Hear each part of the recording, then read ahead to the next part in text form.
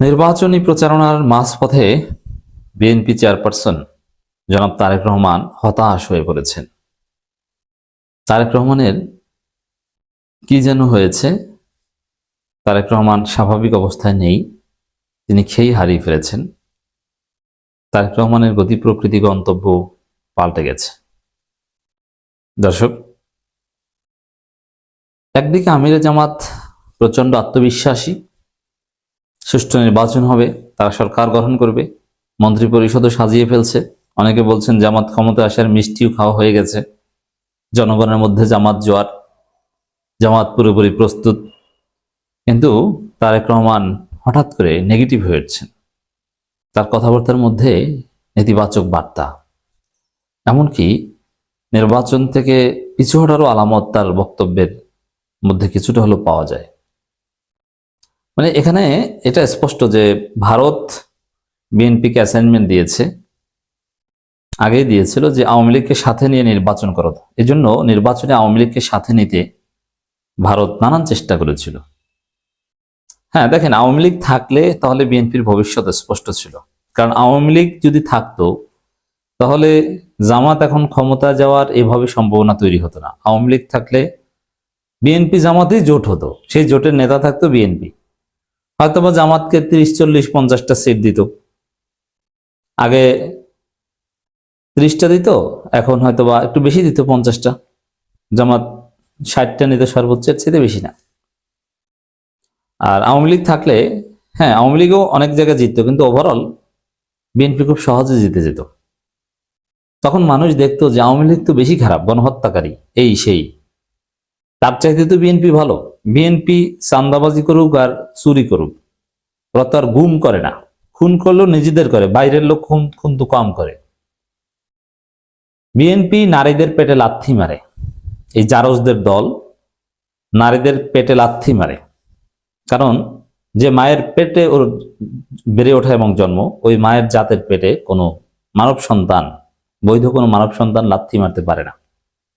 এটা কুলাঙ্গারা করে। কিন্তু আওয়ামী লীগ তো সরাসরি মেরে ফেলে, ওরা লাথি মেরে, ওরা মেরে ফেলে। এটা হচ্ছে একটা পয়েন্ট। তো এখানে দেখেন, মানুষ স্বাভাবিকভাবেই কম্পেয়ার করে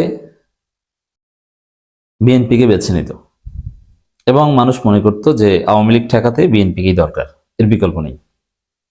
এবং তখন এই চাঁদাবাজি বা এগুলো সিম্পল হয়ে যেত। আরে ভাই, যেমন আপনি দেখেন, আপনার ক্যান্সার স্টেজ 4 এবং আপনার জ্বর,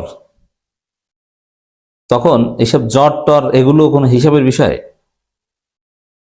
এগুলো ভেরি সিম্পল। তখন ক্যান্সারই আপনার কাছে মুখ্য, জ্বর তো কোনো রোগই না, ওগুলো আপনার কাছে কিছু মনেই হবে না। আপনি ক্যান্সার স্টেজ 4, আপনি যে কোনো মুহূর্তে মারা যেতে পারেন রক্ত সঞ্চালন বন্ধ হয়ে। এই জন্য এভাবে যে আপনার জীবন বাঁচে না, আপনাকে মেরে ফেলছে, আপনি গুম হচ্ছেন, সেখানে আপনি চান্দা দিচ্ছেন, চান্দাবাজি শিকার হচ্ছেন, এটা আপনার কাছে কোনো অসুবিধাই মনে হতো না, যে চান্দা দেই ভাই, আমি তো বেঁচে আছি। তো এইসব কারণে আওয়ামী লীগ থাকলে বিএনপির জিততে সুবিধা হতো, যার ফলে ভারত বিএনপিকে যে প্রেসক্রিপশন দিয়েছে, অবশ্যই এখানে সুবিধা হতো, এটা ঠিক, কিন্তু ভারতের প্ল্যান আবার বিএনপি বুঝে না। প্ল্যান ছিল এরকম ভারতের, যে অনিবার্যভাবেই বিএনপি ক্ষমতায় আসতো আওয়ামী লীগ থাকলে। তারপরে বিএনপির যে অযোগ্যতা, তাদের যে দুর্নীতি, এদিক থেকে আওয়ামী লীগ 1000 গুণ ভালো। বিএনপি ক্ষমতায় আসলে 3 মাসের মধ্যে মানুষ বলতো যে আগে ভালো ছিলাম, আওয়ামী লীগ বিএনপির চাইতে ভালো।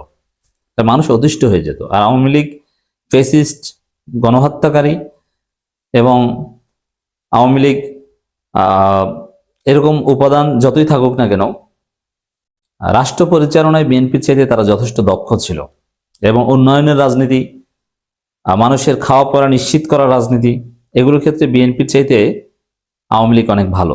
স্বাভাবিকভাবে মানুষ বিএনপি ক্ষমতা আসলে তাদের প্রতি অতিষ্ঠ হয়ে পড়তো, এবং ভারতের প্ল্যান ছিল যে 1.5 বছর বিএনপিকে থাকতে দিবে, তারপরে গণঅভ্যুত্থানের মাধ্যমে বিএনপির পতন ঘটিয়ে বিএনপিকে একদম নাই করে যাবে, আর হাসিনা চোখ বুজে 41 সাল পর্যন্ত চালাবে। এটা ছিল প্ল্যান।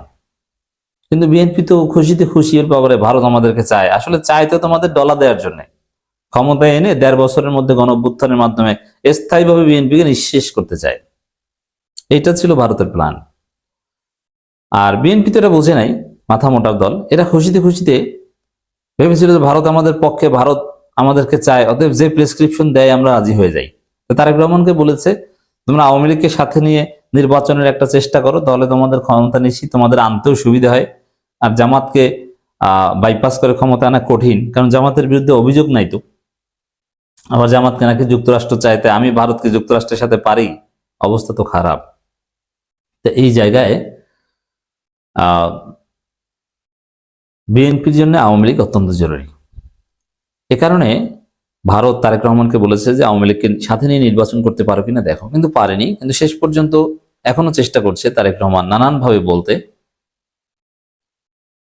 যার অর্থ দাঁড়ায় যে নির্বাচনটি একটু পিছান, তারপর আওয়ামী লীগ সহ নির্বাচনের ব্যবস্থা করেন। সরাসরি তো বলতে পারেন না। মির্জা ফখরুল, তারেক রহমান, এদের বক্তব্যের তাৎপর্য এটাই।